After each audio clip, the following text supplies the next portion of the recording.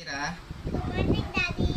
ang gagawin natin ngayon ay magbibilang tayo ng mga objects at hahanapin mo kung alin yung naiiba. So, pinasulat ko na sa iyo yung mga objects na nasa harapan mo. Ngayon, bilangin muna natin yung powder kung ilan.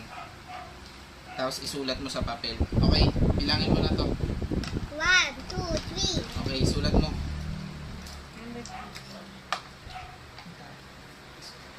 Okay, next naman, itong deodorant.